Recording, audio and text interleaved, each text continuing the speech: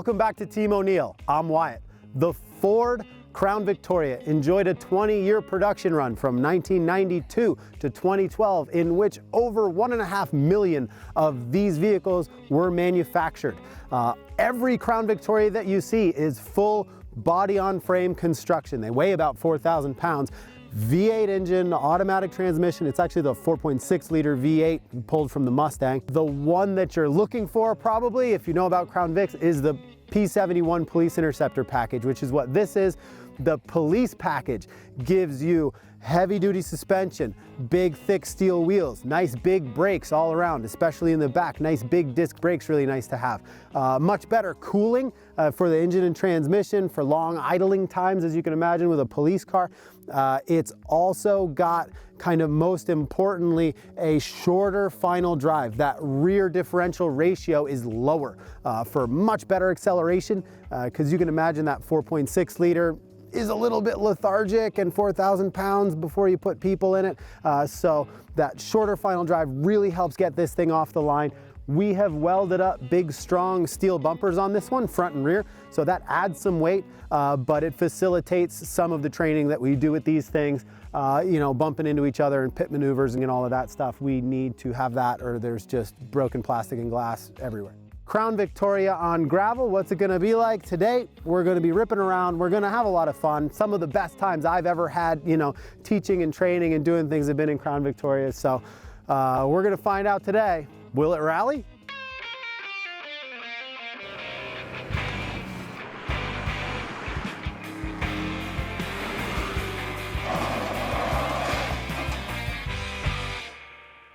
All right, so a 2008 Ford Crown Victoria P71 Police Interceptor. 2008's an interesting one because you couldn't buy a 2008 Crown Victoria, not even just the police package. You couldn't get a normal Crown Victoria in 2008. They stopped making them.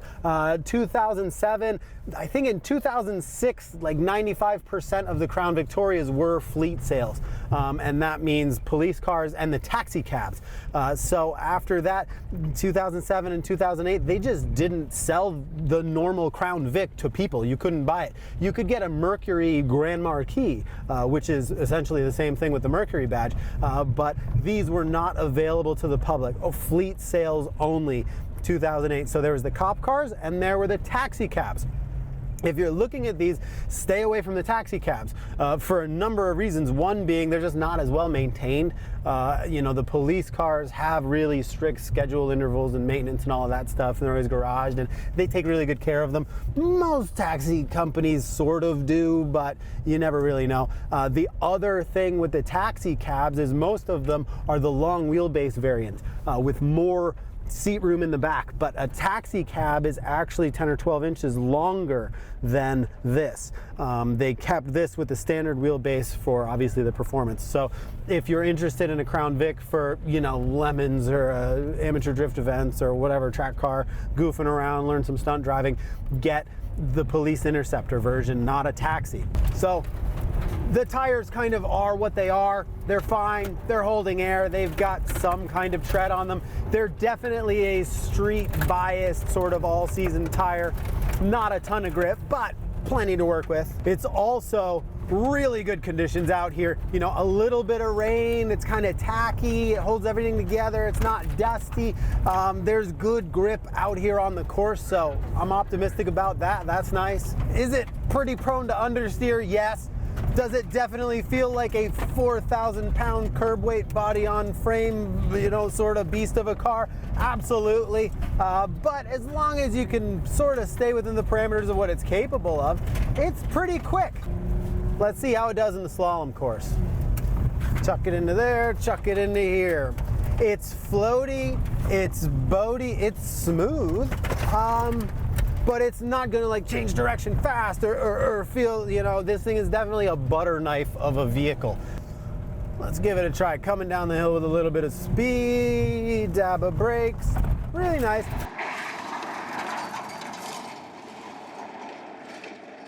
We've got the ABS disconnected in this, so none of those gremlins kind of trying to fight us while we're cruising around here.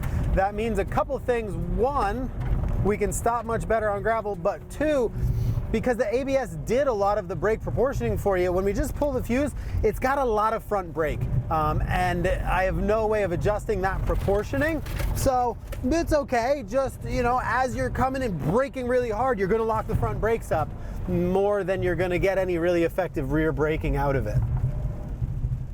So just like any car, when you pull that ABS fuse, you're gonna wish you had an adjustable proportioning valve or a manual proportioning valve or any kind of proportioning valve really, so that you could get a little more rear brake. More rear brake would be nice. We don't have it though, so we're just gonna brake kind of early and threshold brake and just have a little lockup, and that's fine. The other thing, because this is a 2008, it's an older car, and when we pulled the fuse, I can left foot brake while I'm on the gas all day long, and this thing does not cut the throttle on me. And I'm very, very happy about that, because it allows me to really fine tune my line. If you're like drifting around a corner and it tightens, you can't give it more gas if you're full throttle, but you can touch the brake and transfer weight onto the front. That's going to tighten the lineup for you, and you can hold long drifts. You can do a lot of really nice little tricks if you are able to left foot brake while you're on the gas in a rear wheel drive car, and in this you can, and I'm very happy about that. So I'll do one more just for fun. It's really just about getting enough seat time to calibrate kind of your inner ear and your brain and your feelings to the vehicle, and I feel like I'm about there. I'm fine to do the hot lap in this thing. It's going to be a good time. I also have a lot of seat time in these cars. I will say this is one of the best ones I've ever driven.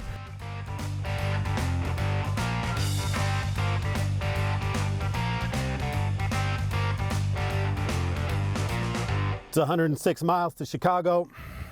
We got a full tank of gas, half pack of cigarettes. It's dark out, and we're wearing sunglasses. Hit it.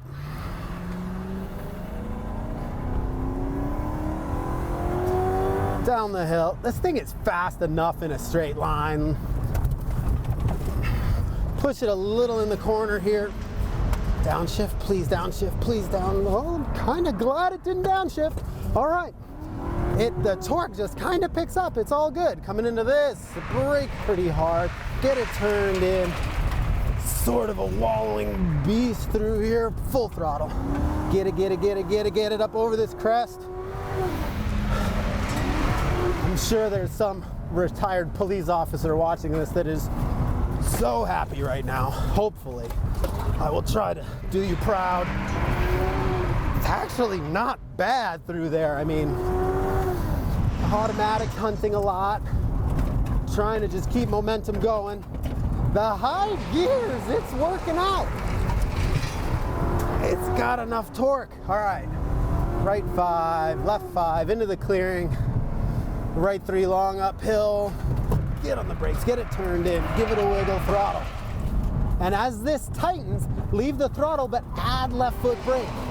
It doesn't cut throttle like the modern cars do. This thing, if you're on the gas and you want to tighten the line, dab a little bit of that left foot brake and it tightens right up. That's braver than I would be again through there coming into this. The bumps, scary in this. I'm going to try the parking brake here. Oh, gotta get the release. It worked. Did it release? Yes, we're good down the hill. Go for the foot parking brake move again here. Foot parking brake. Oh, nothing left there. All right, back to throttle. Get it to release anyway. Down the hill. Find my stopwatch. The finish line is coming up. Can we get through here? Whoa. Bam. All right, so this 2008 Ford Crown Victoria P71 Police Interceptor did the loop in 2:01:66, which means it's faster than a Toyota Tacoma, but slower than a Bronco Raptor in 2-wheel drive, which is, you know, not a very valuable reference point for anyone, but there it is, and there you go. We hope you enjoyed watching it. If you wanted to build a more high performance Ford Crown Victoria, you would do the opposite of what we did, which is bolt huge steel bumpers on the front and rear and do some weight reduction. I'd say would be the #1 thing, is just make it as light as you can. Get a bunch of that weight out of there. Do whatever is possible to lighten the load. That is going to help your acceleration and braking and suspension performance and lap times and everything, and you're going to be happy if you can make this a lot lighter than it is now. Other than that, the 4.6 liter V8 that's in this was used in a lot of different platforms, from trucks to the Mustang GTs and everything else, and I'm sure that you can like open up the Summit catalog and spend a couple $100 and make some real power if you want to. That is definitely an option for this car. And you know, auto parts stores and everything else, you know, around America, you're going to be able to find parts for this thing, and some go fast bits should be pretty easy. So you can build pretty quick Crown Vics. People do it again for like Lemons Racing and all different kinds of stuff, stunt drivers and everybody. It's a good platform because they're so cheap, they're so available, and relatively high performance compared to a lot of what you find out there. So thanks for watching. If you're into this kind of thing, please consider subscribing to the channel and give us the old thumbs up. We like that. If you're into high-speed driving, skills, left foot braking, trail braking, lines and apexes, where you're looking, coming in and out of corners and getting some actual coaching, having an expert in the right seat with you, take a look at Team O'Neill at teamo'neill.com, the rally school up here. We run courses year-round. Give us a shout anytime and we can help you out with whatever your needs might be. Other than that, be safe, have fun, and we'll catch you next time.